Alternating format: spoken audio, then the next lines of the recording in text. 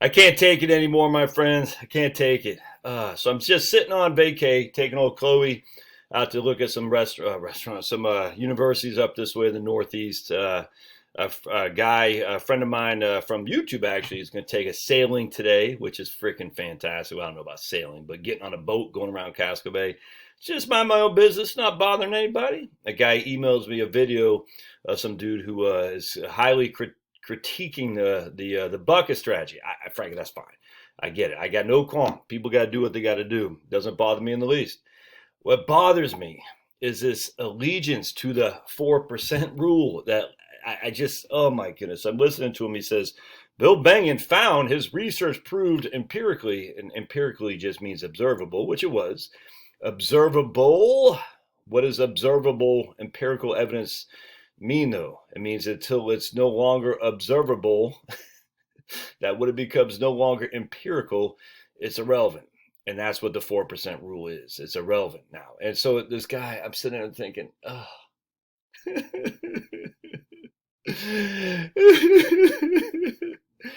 Bengen wrote this paper about the 4% rule.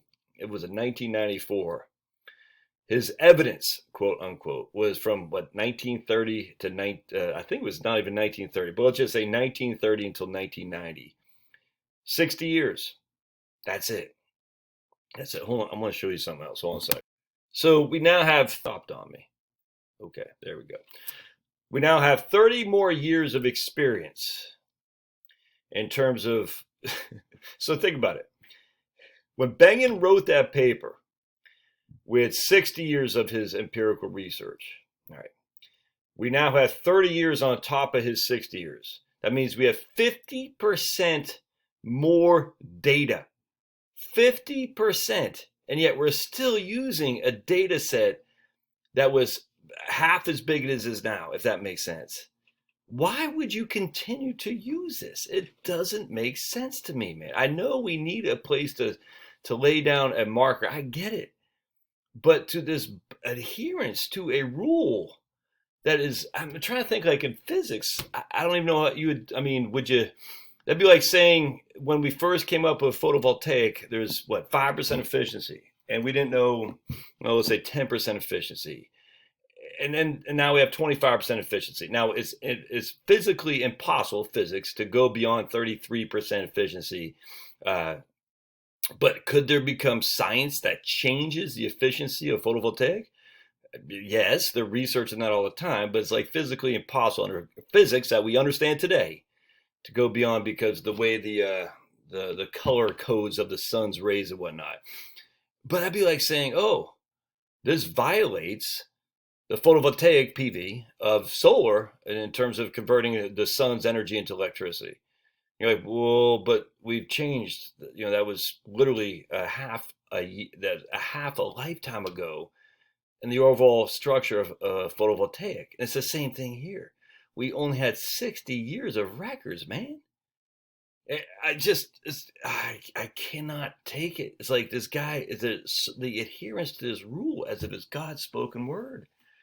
It's the craziest thing to me. I don't understand. I just don't get it. I'm sitting there thinking, why are you guys so stuck to this one thing?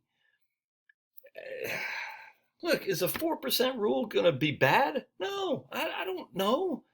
You don't know.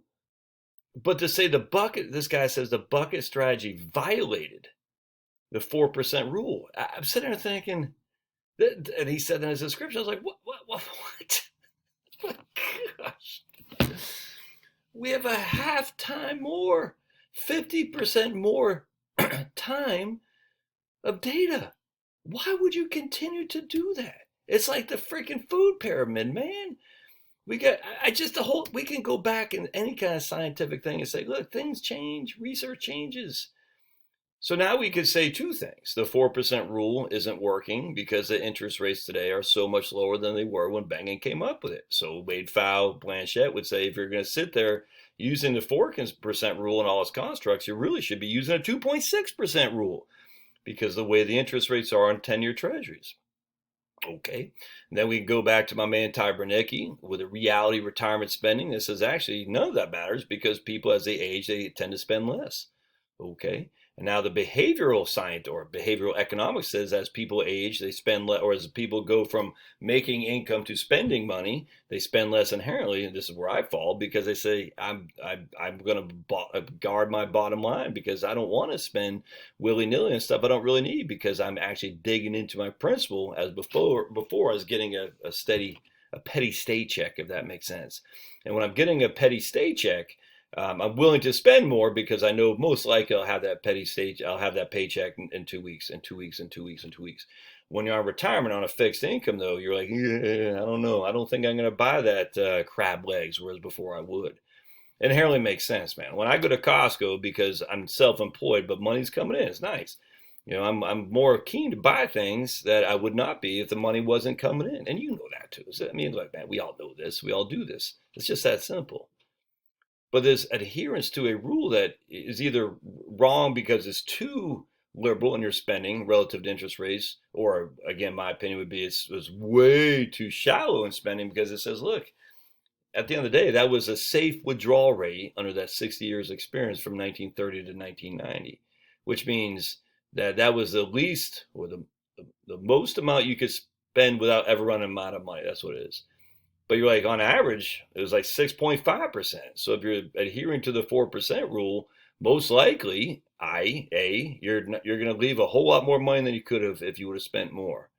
And then you throw in with Ty Bernanke and others before him, but I just can't remember those people, the professors from the late 90s. And our own experiences that most people spend less as they age. You're like, if you adhere to the 4% rule, you better be doing 2.6. And if you're only doing 2.6, you're going to leave a lot of money on the table, most likely. On top of that, the facts, any of this evidence is not evidence at all. Was it evidence in Japan in 1989? You know what I'm saying? I mean, it's stupid. And so what we'll say here too is they'll say, oh, well, inflation is good for stocks. There's no evidence of that whatsoever. We have one time frame of high inflation in the United States, other than war periods. When war periods, we had basically, it was basically a fascist economy at that point. So you can't even use that in your understanding of markets. But we have one time frame of experience in the modern America capital markets, and stocks did horribly during that time period. Horribly. Cash did great because every year the rates of return on cash was going up as inflation kicked in.